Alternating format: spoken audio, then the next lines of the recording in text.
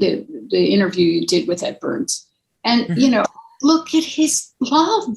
Look at the size of his passion. And then look at the size of you responding to his passion and talking about these cameras. Oh, you worked on this kind of camera. Oh, you worked on that. And this, the level of enthusiasm, if you had one of those Geiger counters, it was just charts. That is beyond ego. Today's show is sponsored by Enigma Elements. As filmmakers, we're always looking for ways to level up production value of our projects and speed up our workflow. This is why I created Enigma Elements, your one-stop shop for film grains, color grading LUTs, vintage analog textures like VHS and CRT images, smoke, fog textures, DaVinci Resolve presets, and much more. After working as an editor, colorist, post, and VFX supervisor for almost 30 years, I know what film creatives need to level up their projects. Check out enigmaelements.com and use the coupon code IFH10 to get 10% off your order. I'll be adding new elements all the time. Again, that's Enigma, ENIGMA, elements.com. I'd like to welcome to the show, Jocelyn Jones. How you doing, Jocelyn? I'm very good. Thank you. It's lovely to be here. Thank you so much for coming on the show. I'm excited to talk to you. I think we're going to have a conversation that's hopefully going to help some filmmakers, some screenwriters, anybody in the business who wants to be creative and be an artist. And I think it's something that a lot of the things that you talk about in your book, your new book, Artist, Awaken the Spirit Within, is that it's things that aren't talked about publicly very often, about mental health, about negative talk, about self-talk, about beating yourself up, all these kind of things. But before we get into all of that, how did you get into this insane business? Well, I was a little bit born into it. I was raised on the Hudson River in an artist community. And so I was raised with extraordinary artists. My dad was an actor. So the first wave of artists at the dinner table were actors, and they are a breed unto themselves. And then my mother remarried, and the next wave, my stepfather wrote for the New Yorker, and the next wave of artists at the table were painters. And this was in the 60s. So you just go to the top of that food chain. I don't drop a lot of names, but they were these extraordinary painters. And then, there were dancers at the top of the field. I mean, everybody was at the top of their field. And I was young and I was impressionable and I was studying them.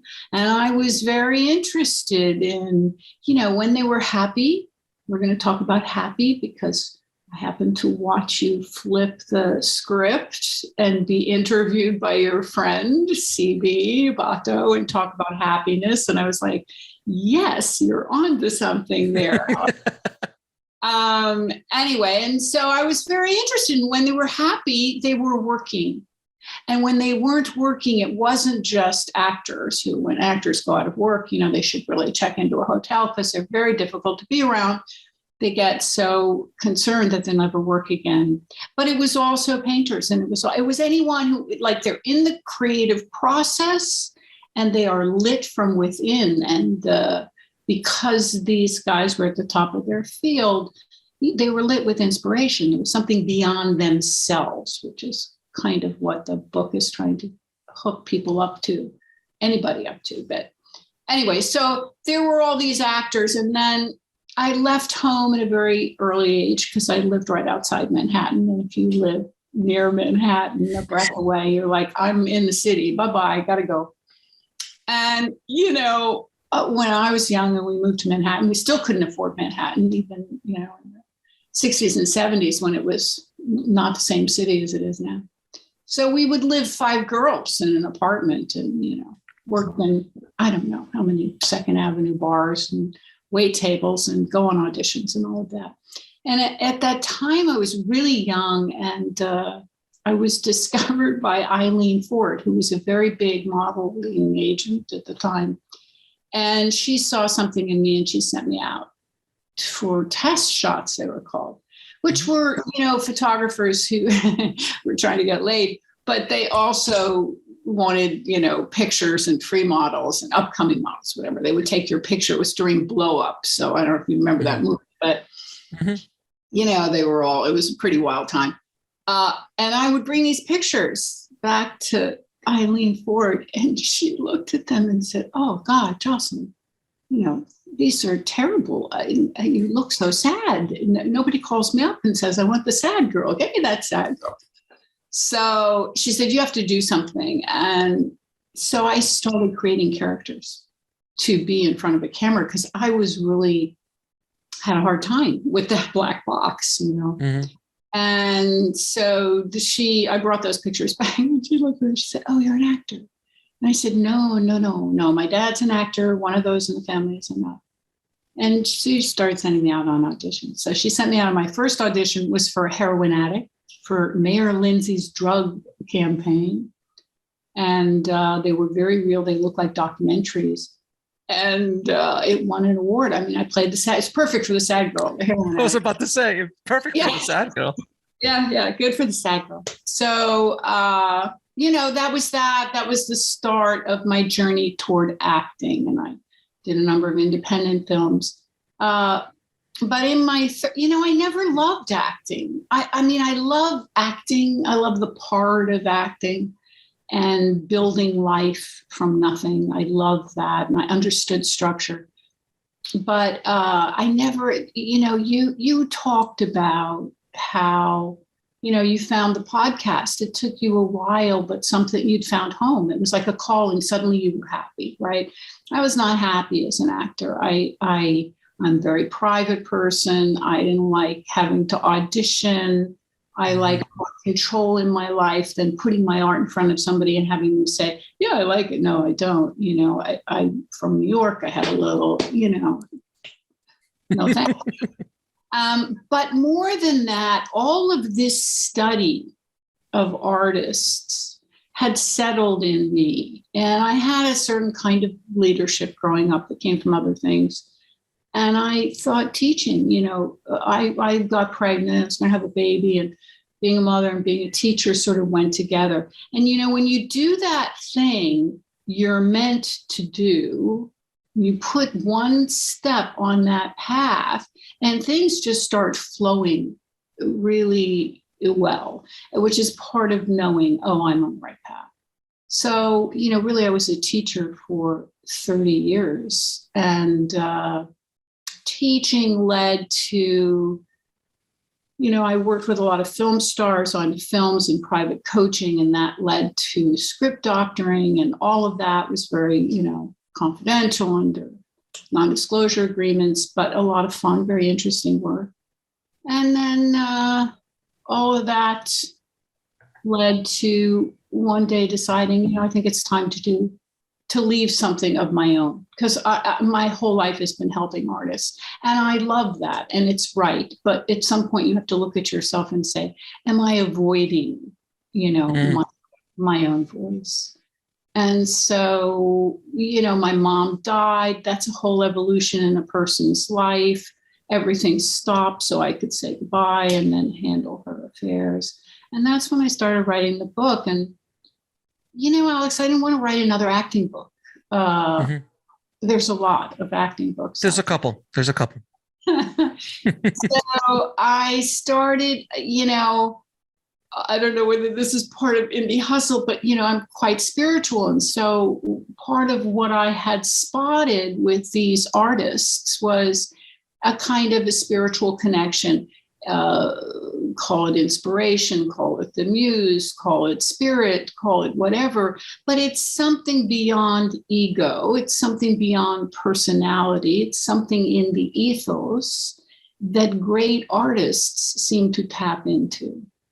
It's so funny you say that, because, as you know, on the show, I've had the pleasure of talking to some amazing guests and some very high performing, Oscar winners, Emmy winners, Tony winners, really high performing artists.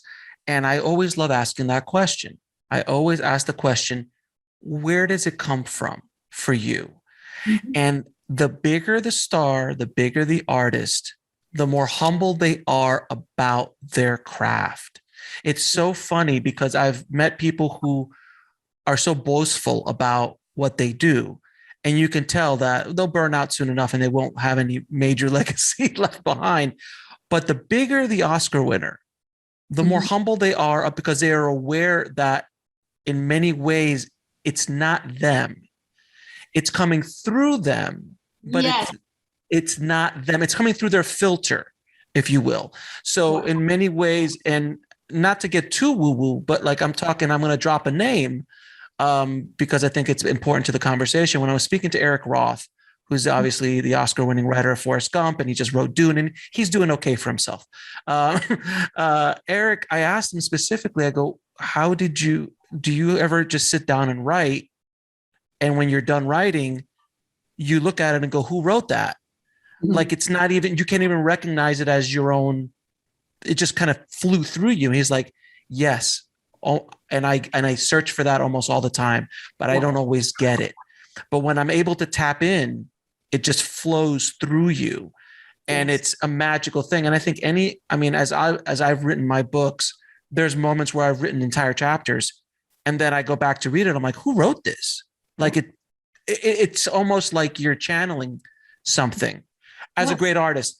And that goes for acting, writing, directing. It's being in the flow. Athletes talk about it all the time. It's being in that moment where you don't think, it just is. And it just kind of goes through you. And you already understand the craft enough that that's not a problem. Like if you're going to write, you have to understand English. You have to understand basic grammar. But once those basic foundations are laid out, everything else is fairly magical. And that I always find that so interesting that they are all humbled. The biggest ones are the most humble about their process. And this is 100% of the time I've asked this question. I don't care who it is. Everyone has imposter syndrome. It's fascinating to me. Yeah. Everyone. I mean, I'll talk back, go to Eric Roth's interview. He's like, oh yeah, absolutely. I'm like, but you're Eric Roth. You've won Oscars. You've worked on the biggest movies with the biggest director. And he's like, yeah, but I still feel like at any moment someone's going to walk in the door and go, what are you doing here? You're not supposed to be here. So that's an artist thing, I think. I think most artists in general do that. Do you agree? Well, yes. I mean, I think there's an interesting explanation for it. First of all, I think intention is such a really important thing. So when you're talking, what you just said was so beautiful. When you're really talking about structure, you're talking about technique, which builds structure, right? Mm-hmm. And when an artist and those greats, and I've worked with a number of those huge stars, which I'm just facilitating them to this space of inspiration. Because the more structure you have, the more you can trust yourself. It's like building a house. An actor builds a life. He builds a life out of nothing. So you think of that as building a house. You have to put the structures together so you can live in it. So people are always talking about living in the moment. Well, living in the moment, most actors think of as improvisational, but it's not just improvisational. You have to build the house. You have to build the moment. So you are building moments, and then because of the structure of those moments, you trust them and you can fly from one moment to the next, which is a book I liken to rock hopping. I don't know if you ever spent any time in the country, but you know those big, wonderful streams with big rocks in them, and they have them a lot in the woods in the Hudson River Valley. And my favorite thing to do was leap from one rock to another. So I spent years honing this concept for my students, which I still think is a little mad, but about how those rocks are like the structure. And you can only have the freedom of the leap because you've built the rock, you've created the rocks. And what do those rocks come out? And then we go into technique and such. So it is the intention to have that connection to the muse, to something beyond yourself. So then we have ego, have spirit. Now we got to have ego. we can't be, that's the whole point, is like, I'm going to be separate from you. I'm going to have this ego. You're going to have that ego. We're energetic beings in bodies. And how we identify with ego, but we're really something much, much, much bigger than ego, but we have no education as to how to connect to that at all.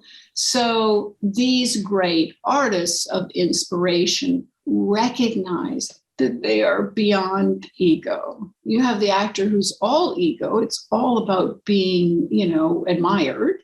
And then you have the actor who sometimes accidentally trips into this space where they've entered a character and they've created this life before your very eyes and really gone in there, and they are living in those moments from the structure they built. They're living in those moments, and they realize they're bigger than their personality. So then when somebody comes along and says, oh, you, Alex, you're so great, they feel like an imposter because I'm not that. That's a great explanation. It's a fun. No, it's really interesting, because that's a fantastic explanation of imposter syndrome, because you're absolutely right.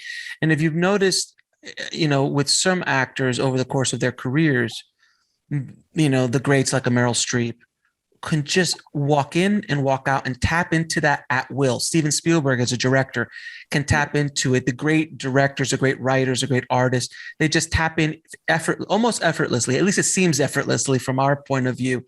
And then I love the way you say they trip into. So sometimes you see actors who trip into a performance and they just connect with that character, but they're never able to get back to that place in their career where they might even go all the way and win an Oscar or get a lot of accolades, but it's whatever stops them from getting back there, whether ego, whether it's outside sources. But it's really, and it happens in all aspects of the business. From directors, some directors make the most amazing film ever, one of the most amazing, and then they can't get back there, and writers as well, novelists and writers. Well, that's a lot of what the book is about. It's about its intention. You have to intend it. So you have to kind of recognize, this is what Spielberg and, Meryl Streep and all these greats that you mentioned, and I could go into the painters and Michelangelo, they've recognized some sort of technique for themselves. And what works for you doesn't work for me, doesn't work for him, doesn't. Okay. You have to give artists a lot of different colors of techniques and realize that each one is going to respond differently and make their own toolkit. But once you have that technique, you have to intend. I intend to go beyond myself. And once you've had that experience, two things happen. You either intend to have that experience again and chase what it was, what combination did I put together that helped me do that, or you get lost in your own dramas. So now I'm going to go to a really kind of woohoo word, which is vibration. So, when you're around enthusiastic people, you're like, yay, we are energetic beings in bodies, and we respond to vibration, no matter how woo you want to get about it. That's the deal. And so we want to be around. The reason that audiences love actors is because they're looking, and they go, that guy's creating life. When they do it right, and you're in the theater, the audience releases from their own life and enters this parallel universe, this parallel story.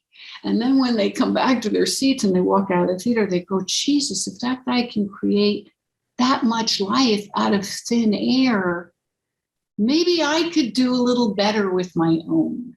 They are inspired to take control of their own life in some way. They recognize. Isn't it fascinating? Because I've had the pleasure of being in the room with some of the biggest movie stars in the world.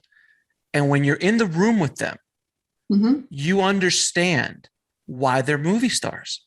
There's just something about their energy in the room. And I've met, I won't name drop, but I have met some, and I walk in, and just being around them, you just go, oh, I get it. I truly get it. And it's, and when you want, and talking about the woo-woo aspect of, energy and vibrations of people and stuff, all you have to do is, and I know everybody listening has gone through this. You've met somebody in your life that after you got done talking to them, you wanted to take a shower because you feel slimy, dirty. It could be a salesman. It could be a customer sales rep. It could be a teacher. It could be anybody, you just feel, ugh. Yep. Yeah. So whether you believe in the woo-woo energy or not, I think everyone's had that experience at one point or in life or another. You just met somebody who you just, I just don't want to be around that person. And then the vice versa, you meet somebody you're like, oh my God, they're just so much fun to be around. There's so much energy around them. Yeah. And there's something about that conversation. There's no question about it, whether, again, you want to get into the woo-woo aspect of it or not. But I think everybody listening can agree that they've had that conversation. And if you ever do, anyone listening ever does get to sit in a room and have a meaningful conversation, and even through my show, having conversations over Zoom, you can sense why they are who they are. Some of these directors, some of these filmmakers I've had the pleasure of talking to, you just go, wow, okay, I get it. I get it. And I've had the pleasure from the $5,000 first-time filmmaker who made his feature to Oscar winners and everyone in between.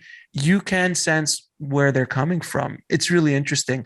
One thing in your book I wanted to talk to you about is the stories that we tell ourselves. And as artists, being an artist, and it took me a long time to admit I was an artist, by the way. That's another problem. A lot of times, I'm not an artist. That's very pompous of you to say you're an artist. No, you got to admit who you are. And once you admit that you are an artist, I think artists, specifically artists, have a special level of storytelling that they tell themselves because they are, especially people in the film industry and storytellers, because we're so good at it. We're really good at beating ourselves up with these negative stories about what we're capable of doing, where we're going, what's up, and beating yourself up when you don't get the part or don't get the job or don't get the financing. And it's these stories we constantly tell ourselves. Can you dig in a little bit about why we do it and what we can do to kind of rewrite that story to help us move forward on our path?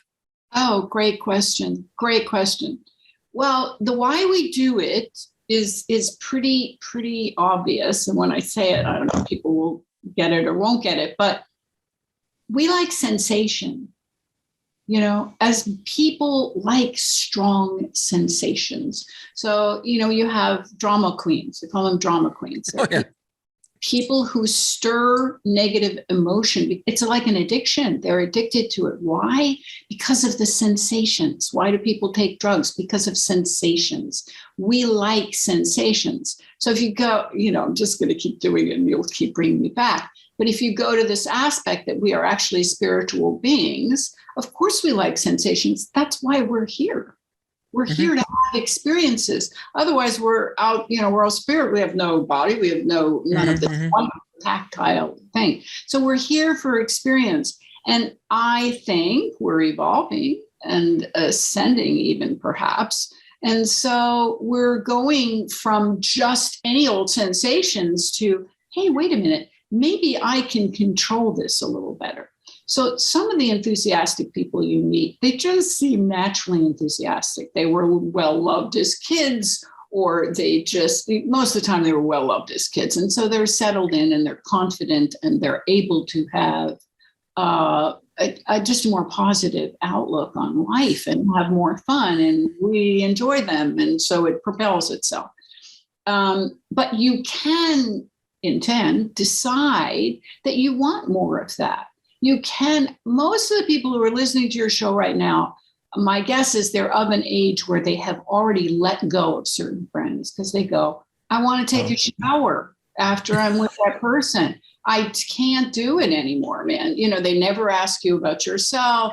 They're, all complaint and the thing. And most of you heard a lot. It's energy suckers. Yeah.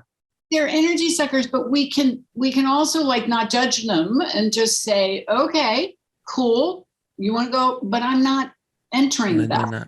Right. I'm not doing that because it's going to happen naturally in your life. I've discovered that most, as you get my age, then the older people, you start losing your mom, you start losing your dad, you start recognizing the older people get, they will do this.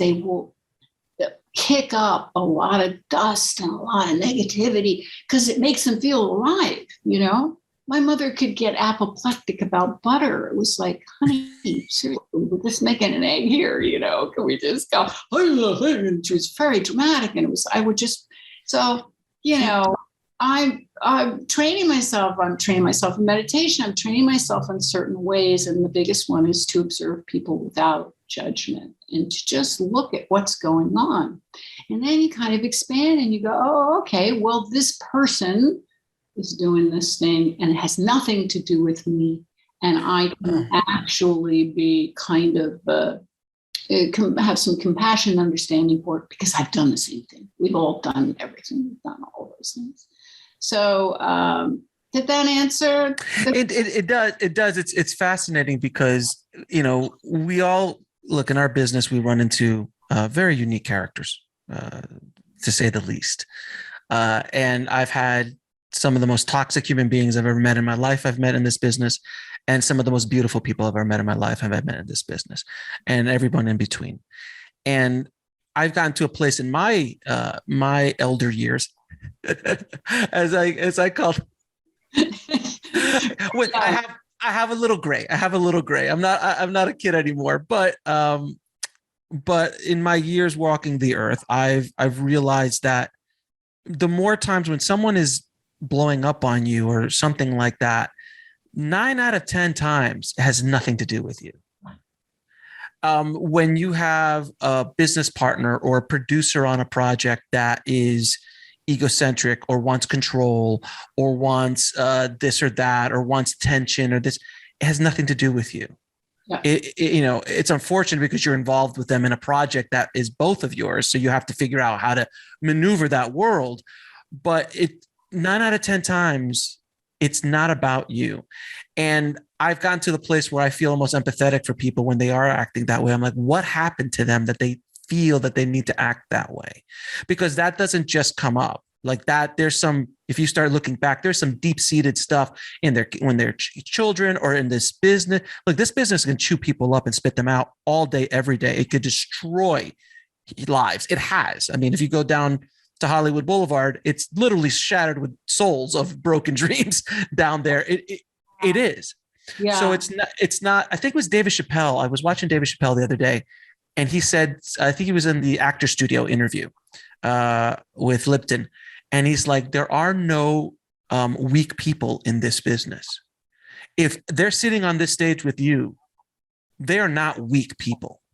It takes a special level of strength to make it in this industry at whatever level that is. And it doesn't have to be Oscar winning. It could just be making a living.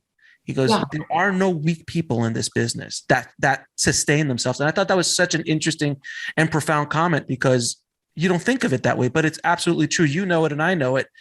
If you've made it in this business in any way you can, if you're making a living in this industry, you're not weak. Yeah. Yeah.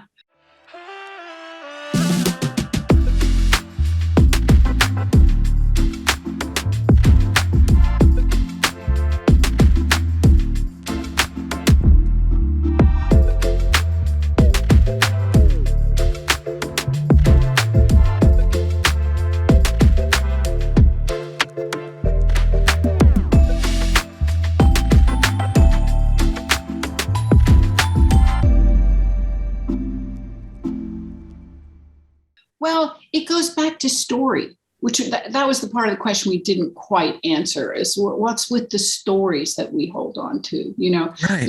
The stories are there to, you know, to stimulate all this negative emotion, to have these experiences. But the stories are also hurt, trapped pieces of self. You know, we're trained. You hurt my feelings, particularly if you're from New York, it's like, I don't care.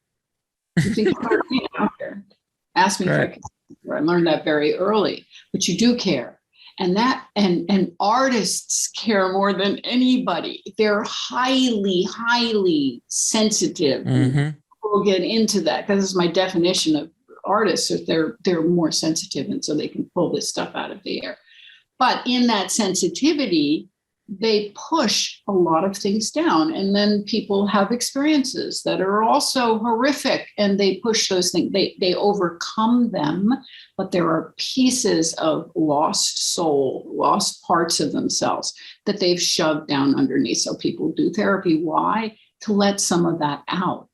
And, this shaman call it soul retrieval, where you just create a space for a person to say, ow, this hurt. This is what happened. Here are the tears I didn't cry. You know what I mean? And in so doing, when you just can listen to a person, which is very rare in this day and age, people haven't been taught how to listen. You just listen to a person and intend to create this space for that part of themselves to be released, so to speak. You create a whole new space in them to grow and understand that, you're more than yourself. When you're writing your book, Alex, and it's that fluid, it's you and your higher self, that connection. Mm-hmm. Wow. I have trouble. I don't like to call this my book. I call it the book, because it's a little weird to see my book. It's like, I feel like, what is that wonderful movie with the fish and the seagull, and it's mine. Finding Nemo. Yeah. Yeah. Finding Nemo. Mine, my book. It's not, these are, you want to help. That's, I saw this branding thing, CB was asking, what is your brand? What is your brand? You went on 2 minutes. I loved it. I was one of the 2 people listening. No, I was one of the many people listening, because that's what we all want to do. We all want to contribute in our way, Well, I feel that's the goal of life, is to find out what that thing that you were put here to do, and then do it. And we're so afraid of walking that path, especially as artists. We're afraid of walking that path because, there's been such a abuse of the artist over the course of millennia, that, the whole starving artist mythology, and that you have to struggle to be a good artist, and you have to be broke, and all of these these stories that have been told over the years. And I had an author on years ago who said real artists don't starve. And he'd go back to, like, Michelangelo was extremely wealthy, and Da Vinci was extremely, like, these were wealthy artists of their time. So it's kind of like a myth about that you have to be a starving artist, and so on and so forth. But we as artists do truly have trouble walking that path. Like I told you earlier in this conversation, took me a while to figure out that I was an artist, even though I was working in the business. I'm like, no, I'm just a director. Not an artist, because I didn't want to admit that to myself, because there was a lot of stories associated with being an artist.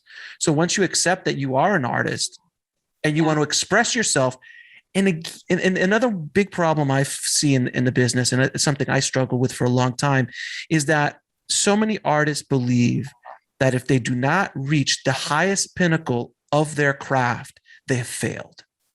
And that is such a horrible story to tell yourself. Like, I didn't direct my first feature until I was 40, not because I didn't have the skill set or the ability to do so, is because it had to be Reservoir Dogs.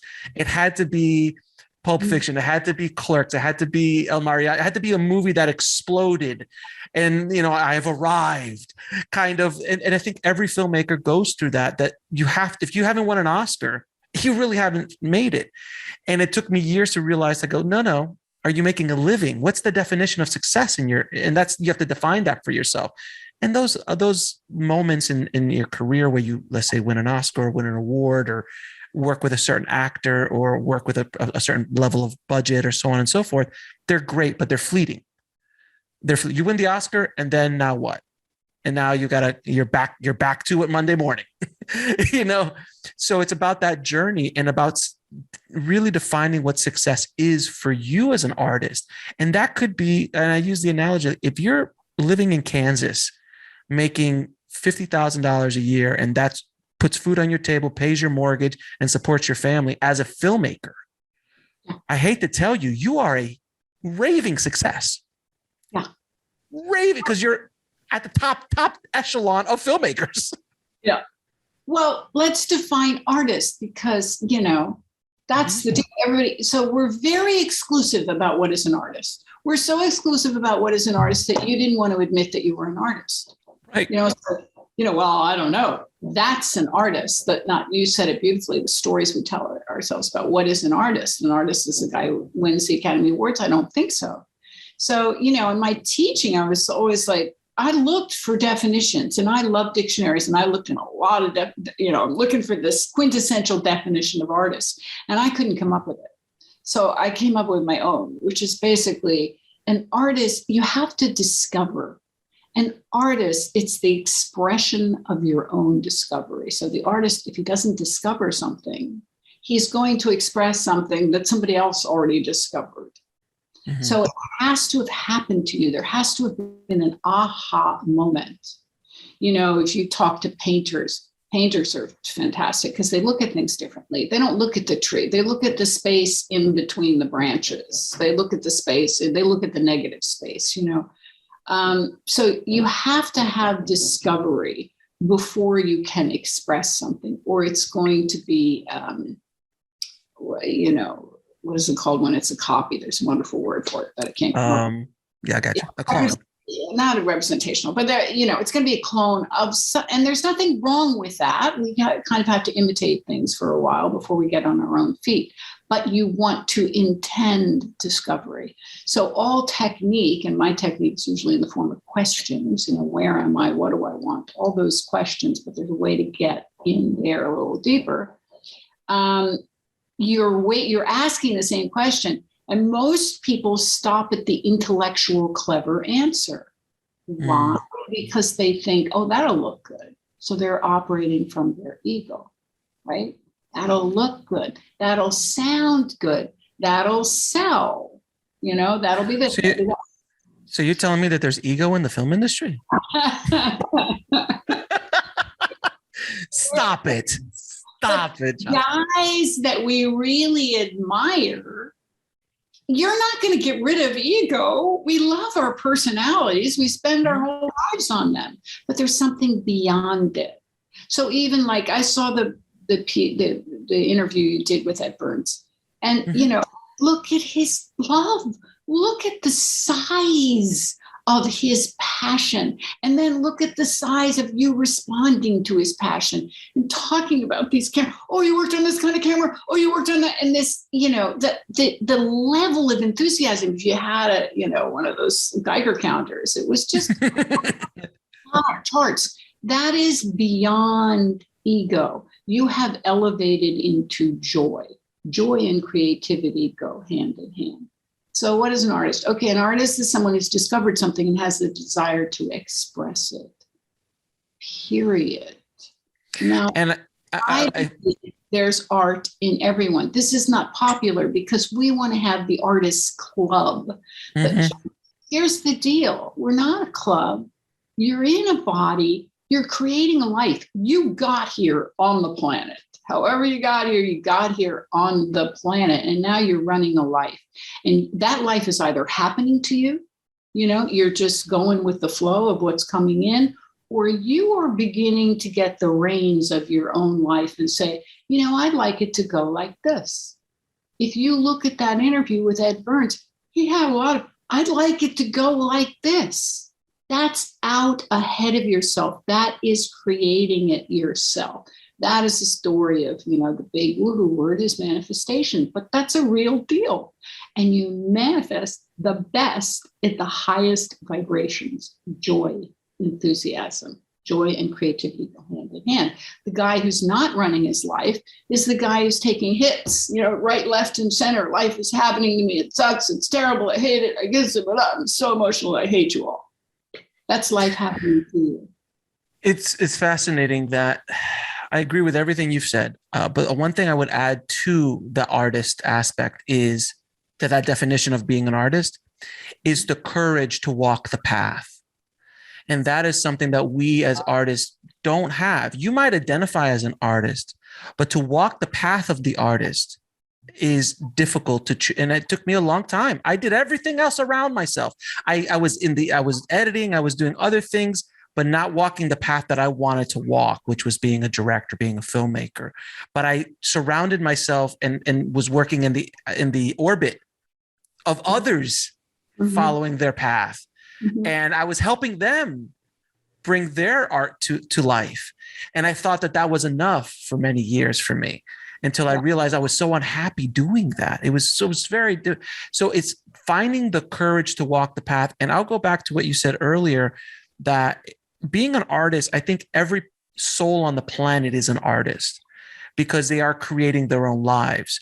Now, I know might be woo-woo, and a lot of people are like, oh, what happens with life happens to you and all that kind of stuff. I get all of that. Look, we've all gone through stuff, but I do truly believe that we create what we want in our life, and it's all about, it's just like Henry Ford says, if you believe you can or you can't, you're right. And it's, regardless, and we're not talking about The Secret here or anything like that, but whatever you believe, you achieve. And it's if you're out of ego, and that is something that it's so interesting, because again, having the pleasure of talking to all these people, I ask these questions of them, and I love listening to people's stories about how they made it in the business and it's so random. Yeah. It's so random. Not one story is like another. I had, and I'll drop her name, Eva Longoria, on the show a few months ago. And her story was the most ridiculous story to get into the business I have ever heard in my life. She got into a beauty contest, which she didn't want to do, but the first prize was books for school. So she just got in, she won it. She got the books, but because she won it, she had to go to like the state competition. And by the way, all her life, she was called La Feita, which means the ugly one. Her mother, that was her nickname, the ugly one. So she was considered, in her own story, in her own mind, that she was the ugly one in the family. Yeah. And the parents like, don't do the beauty. Obviously, that was a fluke. Don't do. So she goes to the state, wins the state finals. And then the winning prize for that trip to LA. Mm-hmm. So she gets to LA and she goes, hey, I like it here. I'm going to stay. Knows nobody. I'm going to stay. I'm going to try to be an actor. I think that'd be kind of fun. Literally, and then she got an apartment, got some roommates, hustled it out for a handful of years. And then one day at the end of like a 10 or 15 audition day, she goes in for Desperate Housewives. She's so pissed off. She's so everything. She's like, oh, whatever. I'm not going to get this part anyway. And because of that attitude, she gets the part and her life changes. There's no logic to that. But she did have intention, and she did. And a very high vibration, a very high, when you say you meet these movie stars and there's something going, I mean, it is true. You meet different people that it's like, this one's been around longer. This one maybe is brand new. I don't know how many lifetimes here. I don't know how many.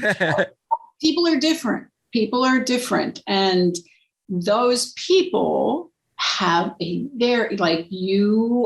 feel it. You feel it. And what are you struck by? I mean, it's science. We have a vibration that extends about 8 feet. There's 4 feet, 8 feet beyond our bodies. Right. And those people, even more so, even like you walk in a room and you go like, boom, what's happening there? And it's also that's tricky for them, having worked very intimately with movie stars who have not trained, because generally they come on the scene at a very young age. They don't train. Now everybody's powdering their nose and blowing air up their ass, and they get a little lost. And one of the reasons I was successful is because of all those people at the dining room table, I really don't care who you are. I think in my whole life, I only swooned over one guy ever, which was Cary Grant. I mean, come on, Cary Grant, it was like, oh. Well, but these other guys, they're lost and they're getting powder puffs. They have this big energy, but they get sucked up into their own ego because everybody's treating them in a. And you see it again and again. You see these stories of artists in every level, director, writer. They just kind of they burn out. A lot of times they're like a star. They'll burn out. I mean, a great example of it, it was Lindsay Lohan, who was such an amazing actress. Yeah. Such an amazing actress. And to see what happened to her over the course of her career was tragic to watch. But I mean, you see some of her early work and you're just like, she's a powerhouse. Like she could have, oh my God, the things that she could have done. Tom Sizemore, another one who worked with every Spielberg, Scorsese, like every big director in the world. And he was an amazing actor, burned out. And what happened though? What was the burnout? The burnout was like lost in ego. Well, yeah, but that's the main problem that we have as artists is, I think as human beings is we have to get a hold of our egos. We all have it, and it's very, I always say that we have like an MMA fighter on our shoulder and he's quiet there waiting for the moment of weakness. And that's when he just pounds you because you're like, I got you under control. I got you under control. I got you under control. And someone goes, hey, you look really good today. I think you could be the next this or that. And you're like, huh? What? Boom. There it comes. It just comes and knocks you down. You're like, oh, there it is. I got you now. So it just waits there. It waits. I used to tell my students, they talk about their talent, which I, always kind of flip my stomach a little bit. Well, my talent is, and then my talent, and go, I'm going to tell you something very unpopular here. I don't believe you are your talent. I don't believe the actor's talent is the actor's talent. I believe that artists are the most sensitive people on the planet. And that level of sensitivity allows them to connect to their higher selves, allows them to connect to the muse, allows them to connect inspiration, allows them to connect to the ethos and things floating around that need to be expressed on the planet right now. Mm-hmm, mm-hmm. But without acknowledging that, when you do have that kind of inspiration, take a young Lindsay Lohan, and you don't acknowledge that, and you take it all to yourself and say, it's me, not good. It's like you're not acknowledging a very high conversation, and a part of you knows that, and a part of you will begin to destroy yourself because you are letting go of the most important gift that you were given, which is that connection. That connection. It's so funny. I have a great story. I don't know who told me this story, but it was a Michael Jackson story. And that Michael, I think it was either Michael it was a Prince story. Excuse me. It's a Prince story. Okay. And Prince called up his, he obviously famously has recorded 6,000 songs that never got released. We will have a new Prince album every year until the year 3000. Wow. That's how many songs are in his vault. He was the level of genius is beyond what he was able. And I had the pleasure of working with some people who were very close to him. And I heard all these amazing stories. But one story always stuck out of my head was he would just call you at 3:00 in the morning as a singer, a backup singer, go, hey, meet me at the studio. I have a song to record. And like, but Prince, can this wait till 6 or 8 in the morning? It's 3:00 in the morning. He's like, no, we have to do it now because if I don't record it, it's going to go to Michael Jackson.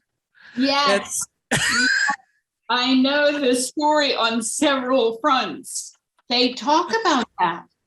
He's like, if I don't, Spielberg does it too. Spielberg has said this publicly in interviews. He's like, when I get an idea for a movie, I understand that if I don't act on it, it will go to someone else within a month or two. And he's like, it's never failed that when I've let go of an idea, 3 months later, I'm reading about that idea in the trades and I've told nobody about it. Yes, it's in the air. It's in the ethos. My favorite of those stories is about a poet, a woman poet, and I can't remember her name because that's my age. And she lived in the Midwest. And so she's out in the field, in her gardens, in her fields. And she feels this poem coming on like a storm would roll in. And she knows it, and she knows that feeling. And so she takes off toward the house, and she's trucking toward the house, running to chase, because she knows if she doesn't get back to the house and she doesn't get a piece of paper and she doesn't get a piece of paper pencil, that poem is going to go right by her and on to another poet. And so she gets home and she gets her desk and she grabs a paper, she grabs a pencil and she starts writing. And she said she grabbed it by the tail and hauled it in. Oh my God. Came out backwards. And then she had to reverse the poem. Wow. The ethos, that's, and so let's talk about how, because this is what I wanted to do in the book. How do you optimize that? How do you make your chance of being able to be in that space? And so here's all the technique and the questions, and you have to have that as an actor, because you're teaching someone to know that they know how to go about a thing, so that way, they don't do a great big movie and it's fantastic, and then they have to reinvent the wheel every time. So you have to give them some structure so they know that they know. But how do you get to that place where you can intend and experience that opening more, that inspiration more, that flow? So as a writer, and I know as a writer, we'll probably do certain things every time we go to write. And those things kind of set up a certain thing. And then we hope that flow comes in and we start, right? Well, I guarantee you, when you look at those things that you are doing, you are in the present moment. You are not thinking, or you are intending to get away from those thoughts about all of that stuff. So you can be here now in the moment. So in the book, I talk about this stuff that's been around forever. Meditation is not woohoo. It's just a really simple way to just settle in. We have so much noise going on between, come on, with the television and the media and the screens and the phones and there's so much noise, and everyone wants our attention, and we don't even know what the truth is anymore. So my whole book was about, there's only one truth. And that truth is your truth. That's a connection to yourself. You have the perfect barometer for knowing what's true. If you can only connect to, I call it your heart, you can call it the muse, you can call it your soul, you can call it just that space, being in the present moment. It's all the same thing. You can get there from many different kinds of meditation, from meditating to sports to, people talk about all kinds of different meditations for themselves. You can get there. I teach actors, this is the greatest exercise in the world, and it's great for the planet, just to observe life without judgment. Use your intention to just observe what's in front of you without judging. And then when you judge it, just like meditation, you go, oh, look, I'm judging it. So then you become aware that you're judging. And that flexes a muscle. It's like going to the gym, nature.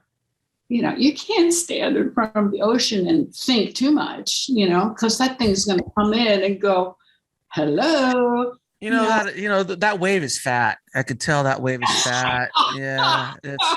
That wave is ugly. It didn't crest the right way. You never do that. You never go looking at a tree and go, wow, that tree was ugly, man. That's an ugly tree. Like, I have actually done that once or twice, but the tree was pretty gnarly looking.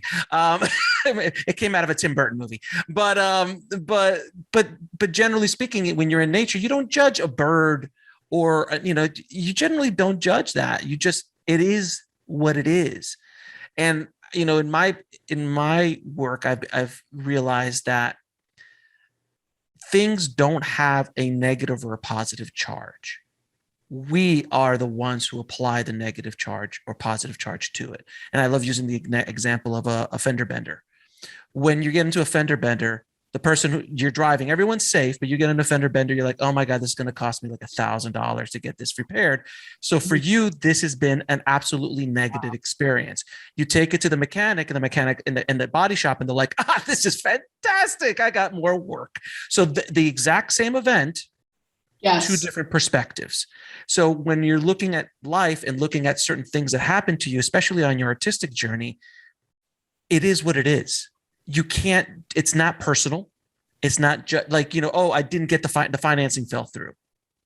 It is what it is. You being depressed about it or angry about it, it doesn't help you. It doesn't help the situation. If there's something you can learn from it, grab those new lessons and move on and to keep going. But sticking and this is something we do. I mean, I did as an artist. You hold on to, like, I didn't get into that film festival. I didn't get that agent. I didn't get that actor attached to the project. And it just throws you for a loop, and you start telling yourselves these stories. Is it you? They don't want to work with me. I'm a fraud. Your head. It's all in your head. As opposed to trust. There is the possibility when you get into the fender bender and the guy's like happy because he has more work and you're pissed off because you spent, $1,000. However, there's also the added element of, by the way, you were about to cross 96th Street and there was a huge accident right in the middle of 96th Street that you would have been directly hit. Or, oh, you didn't get that movie. But then if you'd gotten that movie, you wouldn't have met your wife. Or, there is this beautiful thing of trusting, because this is part of creating your own life. I am in exactly the right place to learn the next thing that I have to learn to get to this goal that I'm trying to get to. And that element is trust. It's just so funny because I've written about this before, where I got into the top 25 of a show called Project Greenlight. Project what? Greenlight, the old Project Greenlight. Yes, Project Greenlight. I was in second season. I'm in the first 30 seconds of the show. And they just used a clip of me, but I made it to the top 25 that year. I almost made it in. I went to as far as you could get until they chose the top 10 or whatever it was, and I didn't make it. And I was devastated, absolutely devastated, because you're like, oh my God, this was such a great opportunity. I missed my shot to be on this amazing show. And every filmmaker that made it out of that show didn't do anything. And it pretty much torpedoed their careers. Then I did another one called On the Lot, which was Steven Spielberg's show, which was about directors. It was on NBC for a season. I got flown out. I was right at the tip end again. Didn't get in. Devastated me. The guys who made it through that show destroyed their careers. Never got to do anything else again. So I was so just grateful that I didn't get on those shows, but that's only in hindsight. That because at the moment you feel like it's the worst thing that could ever have happened to you. But most of the time, and this is just me talking about my own experience, most of the times when bad things happen in life to you, generally speaking, and this is again my personal experience, when you go looking back, you can see the dots, are how you connected the dots. What happened because of this? What happened because of that? I'll tell you one other story. When I was coming up, I spent about $50,000 for my director's reel. Shot it on 35 millimeter because there was no digital yet. That's how old I am. So I shot the whole thing, did my whole commercial demo reel, and the DPs that I hired, and I used the word DPs because there was two of them on one show. How many times have you seen that ever happen in the business? But I didn't know any better, and they were horrible. And I shot like a $15,000 commercial. It looked horrible. It was bad. And I had no place of money to get more money. So I was like, oh my God, I guess I'm going to have to deal with this. Well, so happens that in the lab broke down and burned all of that film. It sat in the chemicals and burned. It broke down just on my commercial. And only like a few things, like a quarter of a reel survived. And I was like, this is the worst thing that's ever happened to me. I've lost $15,000. I went back, reshot the whole thing with a real DP. It came out beautiful, got me work as a director, and I moved forward. It was kind of like the universe was saying, we don't want this out there. We need to burn this because this is not going to be good for you or your career. We need to get rid of this. It's going to be a little painful right now, but in the long run, it's the best thing that could have happened to you. So these are the kind of stories. And you, again, as you get older, you start looking back at your life and you just start going, that girl that dumped me, probably the best thing that happened to me. That girl that That girl that I didn't get to go out with, probably the best thing that, because then you hear other stories of like, oh yeah, she turned into a psycho with one of your friends. You're like, oh God, thank God I dodged that bullet. These kind of things, you start seeing these things and you just start realizing, oh, there's something. And this is me getting a little woo woo. I believe the universe is a good universe. I believe the universe is here to kind of guide you in the direction that you are supposed to go on, because I've just seen it so many times. Like if you would have told me 20 years ago, you're going to be a podcaster talking to some of the greatest filmmakers of all time, I'll be going, first of all, what's a podcast? Secondly, you're out of your mind. You're out of your mind. And look where I am today. And it's so funny. And I've said this on the show before. It's fascinating that for so many years, all I would have done was to speak to people like yourself, to people that are in my show, to have that kind of connection to people that could, quote unquote, help me make it in the business, let's say. And then without trying, now they're calling me. Mm-hmm.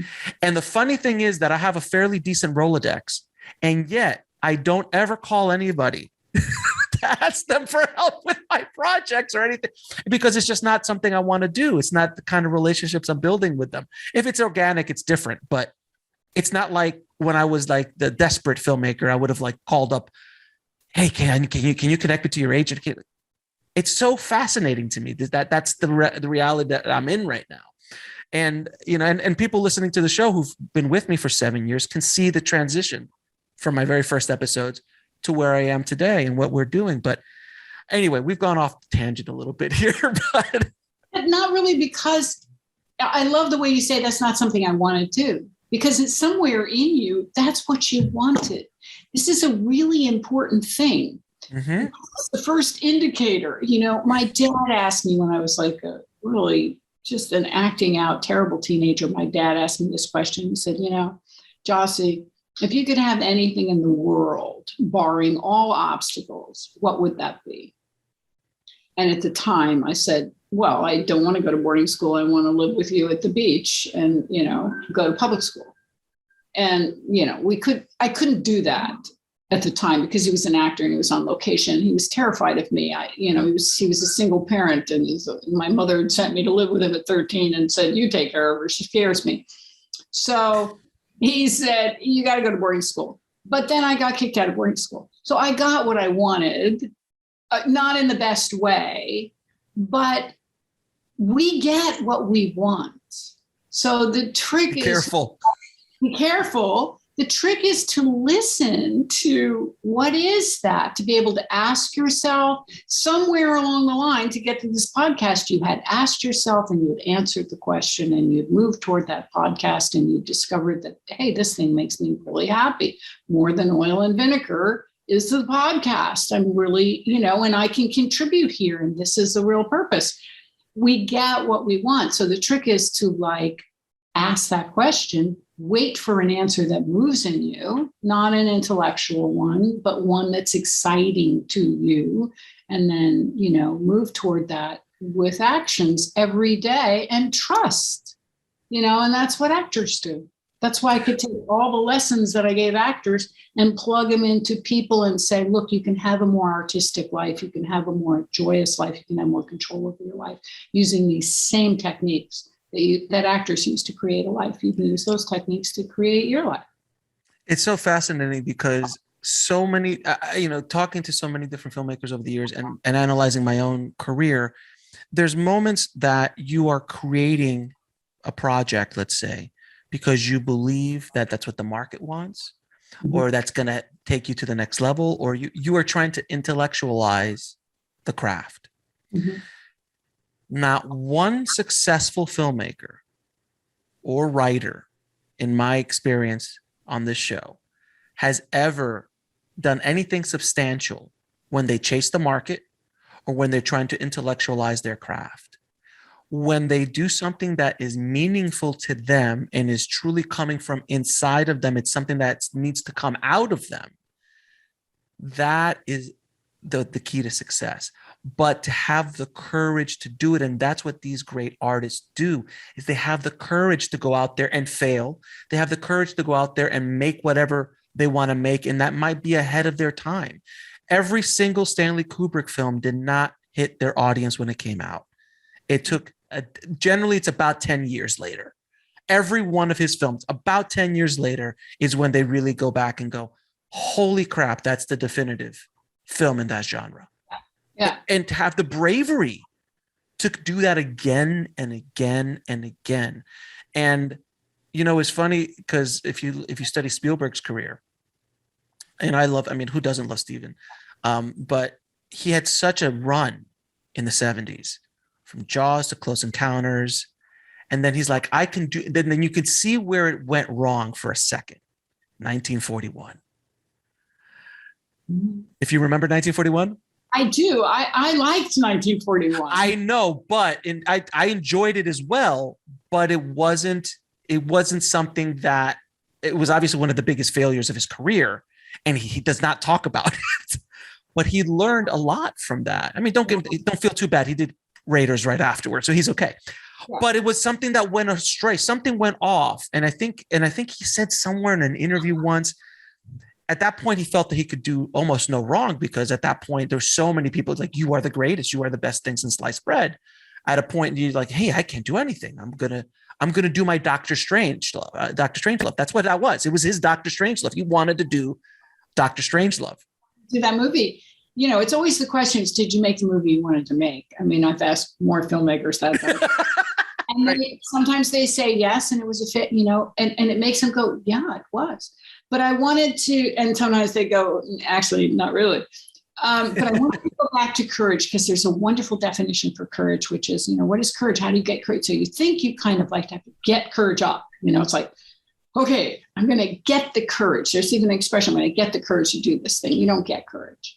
You actually, if you think of a doorway, if you think of a threshold, you walk through the threshold, and courage shakes your hand on halfway through and pulls you in. You know, you have to move toward it. So I'm, you know, because of 30 years of teaching, I don't believe like this one has courage, this one doesn't have courage. You certainly, I'm not successful with all of them. There's certain ingredients that you can't teach. You can inspire courage, though. You can inspire it. Sometimes somebody's just waiting for that one person to kind of make it go click in their head, and they'll move toward it. It's a tricky one, though. Courage. You're right. Courage, and then also just dealing with fear and I mean, I think fear in general, as people walking the planet, we all deal with fear, and it stops us from moving forward. It stops us in directions that we need to go to. And I'm talking about fears of a tiger. That's fine. Fear of a bear in the room, definitely good. I'm talking about that. I'm talking about that other fear that stops you from going down the road to write that script, to make that movie, to go to that audition, to whatever that, paint that painting, whatever that fear is, of ridicule, fear of not being accepted, fear of your family not accepting you or your peers not accepting you, all of that kind of fear. When you can break through that, that's when the breakthroughs happen. And it took me a long time, Alex, but channel it. Mm-hmm. You know, great actors talk about, you know, they're great actors, and they talk about, I thought I was going to throw up. I mean, opening nights are, oh yeah. But what happens is you kind of collect it and channel it. So when you teach young people about fear, or sometimes, as you said, I've had 70-year-old people come and say, I want to be an actor, which is wonderful. That's awesome. And created acting careers for them. But when you tell them these fears are absolutely natural, you know, you want those fears. Now what you want to do is accept them and channel them into the work. They're just your talent looking for an avenue, because once you step out on stage, you're fine. Once the camera rolls, you've got some place to go with it. There was this great story of Peter Fonda, who would go on stage every night, and right before every performance, he would throw up in the corner. Every performance. And he's Peter Fonda. Yeah. So if Peter Fonda has issues and is nervous before a performance, yeah, that's a natural part of life. That's a part of being the artist. I remember having a panic attack on my first day directing my first short film, that I was like arguably one of the bigger things I've done at that moment in my career. And I literally had a panic attack. I was like, it got into my own head. And I didn't do it on set. Thank God. I said, hey guys, I got to go to the bathroom. went out for about 10 or 15 minutes while they set up a shot and had my own panic attack quietly in the bathroom, and started breathing, started meditating. And I didn't even know what meditating was. I was like, I'm just going to do whatever I've seen on a movie, closed my eyes and started deep breathing, and then just slowly calmed myself to the point where I got back out on set, because it was just so overwhelming. As a director, a set can be a very overwhelming place. For an actor, a set can be a very overwhelming place. And having to deal with that kind of pressure, it takes a special set of skills, experience, and person to do that. That's what I've seen directors make one and they're done because they're like, I can't go through that again. Or an actor who goes through, I can't do that again. It's a special, like, I love being on set. I love it. I absolutely love being on set. I love working with other people. I love all the insanity that goes along with it, and trying to figure out the day and figure out the performance and creating. It's art at the highest level, I feel, because you're combining with so many other great artists to come together to make one piece of art. It is one of my favorite places to be, but I can see where people just don't have it. They just don't have that thing that, and like you said, it'll work itself out. If it's how bad do you want it? Is this for you? And maybe you just have to test it to see. Look, I had to open up an olive oil and vinegar store and go down that path for 3 years to figure out, you know what? Retail, not for me. I mean, you do. And all of it adds up. It all adds up. But you are right. The filmmaking industry is very, very special. My husband was a director and directed a lot of episodic, hour-long episodic and dramas. And then he taught at USC, and he was from USC, and he taught at USC.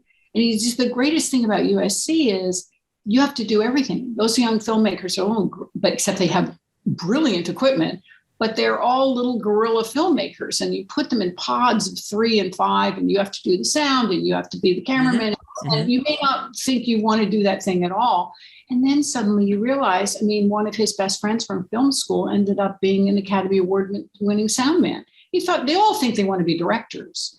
But then you discover everybody wants to be a director. Everybody wants to be an actor. But he brought that, it was wonderful syllabus that he brought to our acting studio.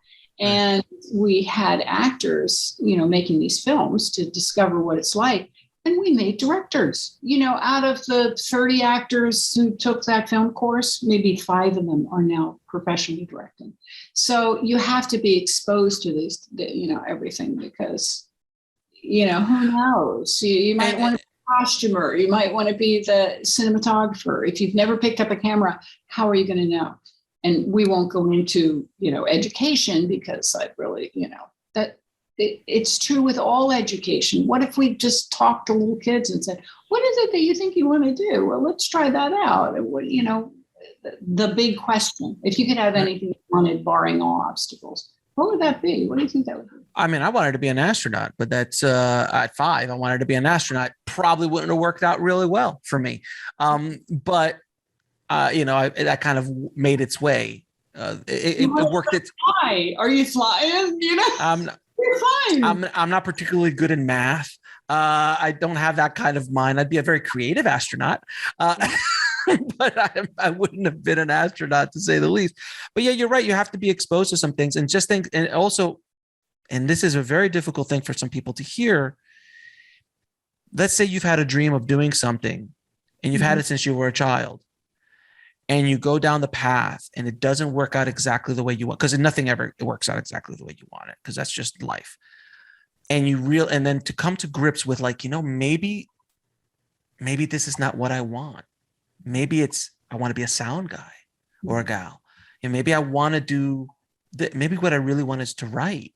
Maybe that's where I find, but for the last 10 years of my career, all I wanted to do is direct, but that's not working out the way I wanted to work out. Maybe I really enjoy the writing process. Maybe I should be. That's a difficult crossroads for artists to be. But if you accept the fact that you're better at what you do because of what you did.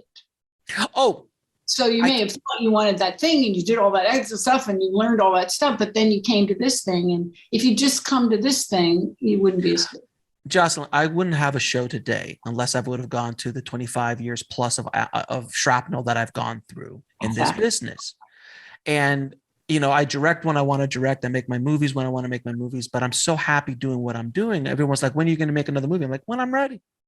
Yeah. When I'm good, when I'm ready to do it, and I'll do it. And, you know, I like writing books now. I like doing this. I like building companies. These are things that make me happy, and I'm helping people. So I was like, it's okay.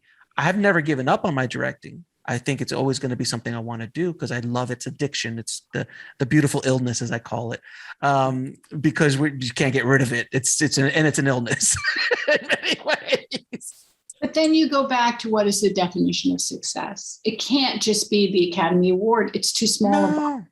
So Right. it's, again, that exclusivity, that ego that says you're not, if you haven't, she's better than he is because she had a series for 7 years and he's just starting out. It's just can't be that way. That's not success. But the girl who has the series for 7 years isn't nearly as happy as this guy who just booked his first, 5 lines on a show. And he's like, I set out to do it and I did it. And I'm 70 years old and I'm acting for the first time in my life. It's really about how are you doing day to day? Wake up in the morning? Are you making as many of your own choices? I'm living where I want to live. I'm seeing who I want to see. I'm married to who I want to marry to. And my kids are doing great. These are the components of successful life. And all of those are under our control. Yeah, absolutely. Without question. Now, can you tell me where people can find your amazing book, The Artist, Awaken the Spirit Within? You can find it on Amazon or any place that books are sold. Okay. We also have a website, jocelynjonesstudio.com.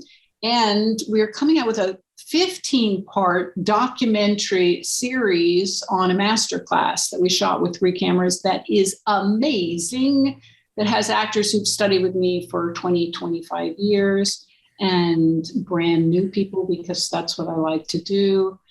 And they are extraordinary. I've never seen anything like this, where we went in with 3 cameras and shot an acting class. And, we did that in 8 weeks. And it's really quite beautiful, if I do say so myself. I didn't know what we were doing. I just thought, well, why don't we? And, just like all filmmaking, I thought, you're a director, Miles, my husband, and we did this film class.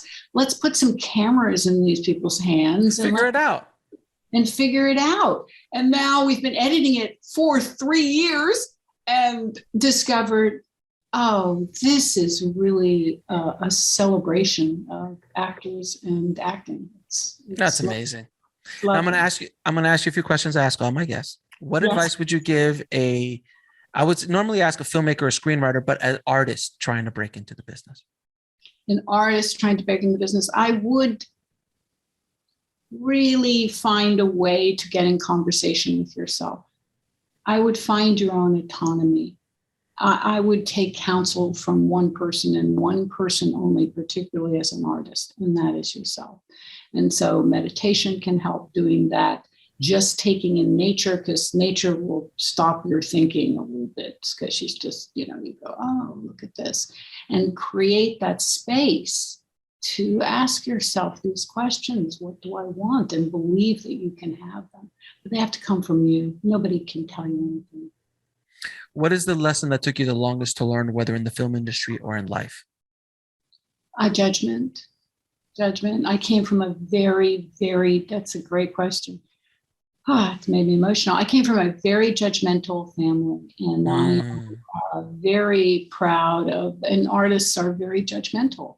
And I'm proud of the fact that I practice that every day in every conversation, just creating space for that other person to listen to them and let them be who they are. And 3 of your favorite films of all time? Well, it's interesting because you mentioned Spielberg, and my favorite Spielberg film is Empire of the Sun. Oh, so beautiful. That film just knocks me out. And then, for some reason, there's so many, but for some reason, I'd have to say To Kill a Mockingbird, because that, as a child, that's one of the first films I just entered into a world and didn't come out of forever. And third one, God, I've gone completely. Oh, Truffaut. Oh, you know what it is? Remember the film? I think it's Les Louches, where the couple doesn't meet each other. He has a life and she has a life. Mm-hmm. And you see them in the restaurant and they pass each other. I think it's Happy New Year. And anyway, at the end of the film, they get on an airplane. You go, oh my God, they're finally going to meet. And you see their luggage go up. You know this film I'm talking about? It's Les Louches. I'm familiar with it, yes. Yeah. I forgot the name of it, but yes. Beautiful. Beautiful. I would say that's my third all-time favorite. Jocelyn, it has been an absolute pleasure talking to you. Thank you so much for coming on the show and writing this book. And hopefully this episode has helped some filmmakers, some screenwriters, some artists out there look inside themselves to figure out what they need to do to truly be an artist, to truly make a living in this business and connecting to their true purpose of what they're trying to do here on Earth. So I truly appreciate you, my dear. Thank you so much. Thank you, Alex. It's been a tremendous honor to be on here. I love your show. And I thought, wow, he's interested in this book. I love that. So always a pleasure to listen to you and even more of a pleasure to talk.